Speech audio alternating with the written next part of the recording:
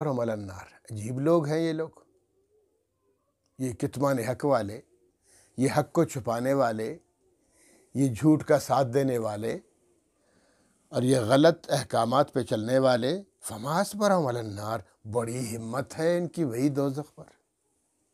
دوزخ کو سمجھنے کے باوجود کہ اللہ رب العالمین کے قہر کی جگہ ہے، غضب کی جگہ ہے، سزا کی جگہ ہے، عذاب کی جگہ ہے، اس سمجھنے کے باوجود، جاننے کے باوجود بھی کتمان حق کرتے ہیں، حق چھپاتے ہیں، بدعمالیاں کرتے ہیں، اچھے اعمال کو چھپا دیتے ہیں.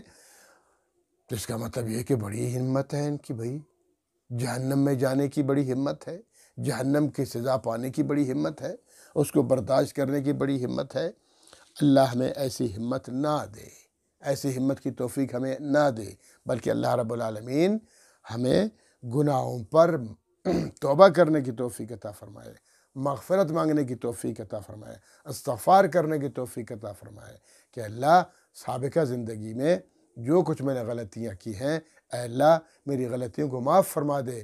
میں آئندہ کوشش کروں گا کہ میں تیری نافرمانی کسی صورت نہیں کروں گا. اس طرح انسان کو ہونا چاہیے، نہ کہ گناہ کر کے اس پر ڈٹ جائے. نہ ایسا نہیں. فما اصبرهم علی النار، بڑی ہمت ہے بھائی، بڑا صبر ہے، بڑی ہمت ہے ان کو علی النار، جہنم پر، جہنم کی آگ پر. فرمایا ذالک بان اللہ نزل الکتاب بالحق، یہ اس لیے کہ اللہ نے اس کتاب کو حق اور سچ بنا کے بھیج دیا ہے. یہ قرآن کریم اللہ کا کلام ہے، اور کلام ہونے کے ساتھ ساتھ سچا کلام ہے. اس میں کوئی جھوٹ، کوئی وعدہ خلافی، کوئی غلط بات، کوئی شک و شبہ کی بات نہیں. ذالک الکتاب لا ریب فیہ، یہ ایسی کتاب ہے اس میں کوئی شک نہیں، من جانب اللہ ہے اور حقیقت پر مبنی ہے. تو اس حقیقت پر مبنی کتاب کو جو چھپائے گا، جو اس کے احکامات کو آج دنیا میں اللہ معاف فرمائے، یہ اللہ تعالیٰ یہودیوں کو بار بار کہتے ہیں، عیسائیوں کو بار بار کہتے ہیں، تو اصل میں مقصد بتانا ہمیں ہے، ہم مسلمانوں کو، ہمارے علماء کو، ہمارے جاننے والوں کو، کہ بھائی جیسے انہوں نے کتمان حق کیا، حقیقت چھپا دی، اللہ کے احکامات پر پردہ ڈال دیا، تو تم بھی اگر کرو گے تو تم تو جیسے تمہاری شان و عظمت تمام انبیاء سے، تمام امتوں سے زیادہ ہے، کیونکہ تمہارے نبی تمام نبیوں سے اعلیٰ و ارفع ہے، تو تمہاری امت تمام امتوں سے اعلیٰ و ارفع ہے. اگر تم اجر و ثواب میں سب سے آگے ہو تو سزا میں بھی تم آگے ہو. جیسے امہات المومنین کے بارے میں ایک جگہ اللہ رب العالمین فرماتے ہیں کہ خیال کرو نبی کی بیویوں، اگر تمہارا اجر و ثواب ڈبل ہے، دگنا ہے، تو سزا بھی دگنی ہوگی. لیکن لہٰذا پھونک پھونک کے قدم رکھنا ہے، نہ نبی کریم کی مخالفت کرنی ہے، نہ اللہ کے احکامات کی خلاف ورزی کرنی ہے. تو ہمیں بھی یہی حکم ہے. جس طرح اگر ہماری شان و عظمت پیغمبر اسلام صلی اللہ علیہ وسلم کے قدموں کی وجہ سے اعلیٰ و ارفع ہے، تو اگر ہم ان کی مخالفت کریں گے تو ہماری سزا بھی باقی امتوں سے بڑھ کر ہے. اللہ رب العالمین ہمیں سمجھنے کی توفیق عطا فرمائے. تو اس لیے جو لوگ، جو علماء، جو اس نبی کے علماء ہیں، اس امت کے علماء ہیں، وہ علماء حق کو چھپائیں گے، حق پہ پردہ ڈالیں گے، جیسے یہود نے کیا، جیسے عیسائیوں نے کیا، جیسے باقی اقوام نے کیا. تو اگر یہ لوگ بھی اسی طرح کرتے رہیں گے تو ان سے بھی بڑھ کر ان کو سزا ملے گی. پھر وہی فما اصبرهم علی النار کا طعنہ ان کو بھی لگے گا کہ بڑی ہمت ہے جہنم میں جانے کی، بڑی ہمت ہے اللہ کی سزا پانے کی. ہاں، بہت سارے ہمارے آج کل علماء ہیں، ہمارے علماء کرام، ان میں بھی آج کل میں تو کہتا ہوں اللہ معاف کر دے، اکثریت حق گو علماء بڑے کم ہوا کرتے ہیں، توحید پرست علماء بڑے کم ہوتے ہیں. پیغمبر اسلام صلی اللہ تعالی وسلم کی سنت عالیہ پر زندگی گزارنے والے اور سنت کو پھیلانے والے لوگ بڑے کم ہوتے ہیں. بدعات کو پھیلانے والے لوگ زیادہ ہیں، شرک اور رسومات کو پھیلانے والے لوگ زیادہ ہیں، چاہے علماء کیوں نہ ہو.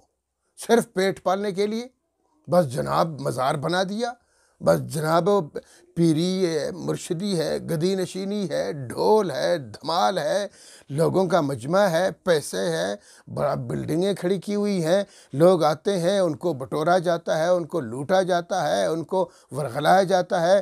بہشتی دروازے بنے ہوئے ہیں کہ اس دروازے سے گھس جاؤ گے تم بہشت میں جاؤ گے، پھر پوری فیملی کو گزارو، اتنی بڑی فیس ہے، 50,000 ایک بندے کی فیس ہے کہ 20,000 ایک بندے کی فیس ہے، تم یہ 20,000 پر بندہ، 50,000 پر ہیڈ جمع کرتے جاؤ اور اس دروازے سے گھس جاؤ اور بس تمہارے لیے جنت پکی ہے۔ لا حول ولا قوت الا باللہ، بڑی آسان کر دی تم لوگوں نے جنت۔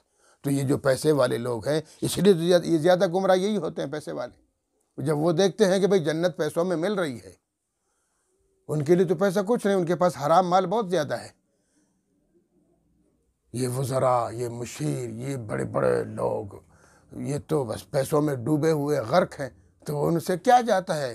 50,000 کیا ہے، 50 لاکھ بھی پر ہیڈ ان سے لیا کرو، کچھ نہیں فرق پڑتا۔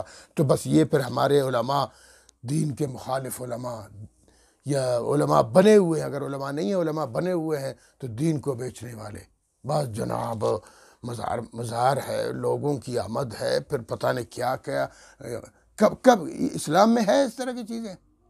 کہاں ہیں یہ گدی نشینیاں؟